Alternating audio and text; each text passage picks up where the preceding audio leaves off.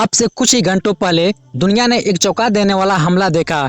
Israel पर उसके इतिहास का सबसे बड़ा हमला हुआ है, जिसे देखकर पूरी दुनिया दंग रह गई है। यह हमला इतना बड़ा था कि अब तक हुए अरब इजराइल युद्धों में भी इजराइल को इतना बड़ा नुकसान नहीं हुआ था।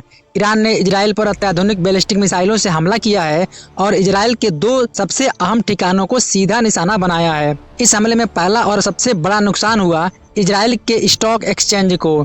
यह इजराइल की आर्थिक ताकत का प्रतीक है।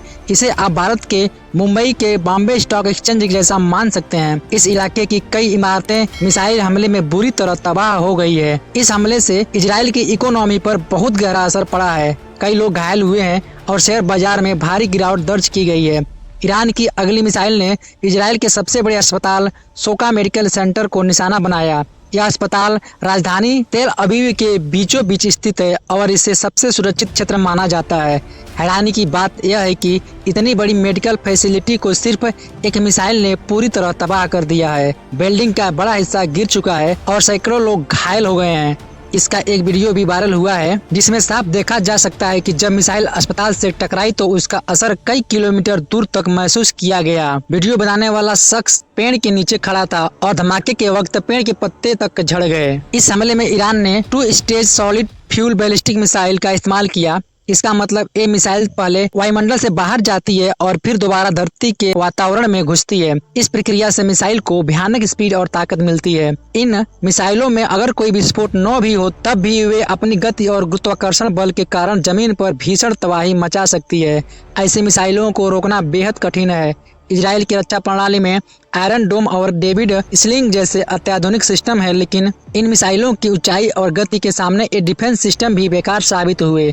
ऐसी मिसाइलों को रोकने के लिए अमेरिका का third terminal high altitude area defence system चाहिए, जो स्पेस में जाकर मिसाइल को गिरा सकता है। अब रक्षा विशेषज्ञों और आम जनता के मन में बड़ा सवाल है, इजराइल ने इतनी बड़ी सुरक्षा चूक कैसे की? क्या इजराइल ने ईरान को कमजोर समझा?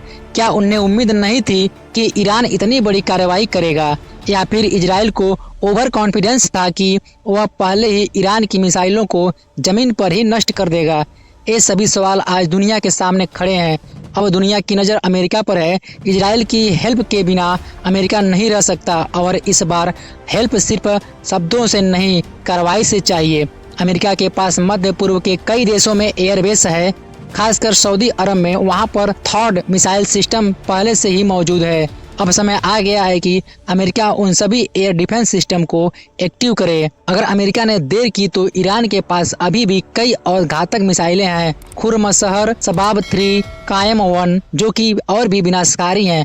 अभी तक ईरान ने सिर्फ सज्जिल मिसाइलें इस्तेमाल की है। अब सवाल यह नहीं है कि इजराइल बदला लेगा या नहीं, सवाल यह है कि कब और कैसे। अभी पूरी दुनिया की नज़र इजराइल और ईरान के बीच की स्थिति पर है। युद्ध का खतरा अब सिर पर है। अमेरिका, यूरोप और संयुक्त राष्ट्र सभी चिंतित है। अगर अमेरिका खुलकर युद्ध में कूदता है तो यह एक मिडिल ईस्ट वर्ल्ड वार में बदल सकता है। अगर आप इस तरह की बड़ी अंतर्राष्ट्रीय खबरें, विश्लेषण और अपडेट्स तुरंत पाना चाहते हैं तो हमारे चैनल को सब्सक्राइब जरूर करें।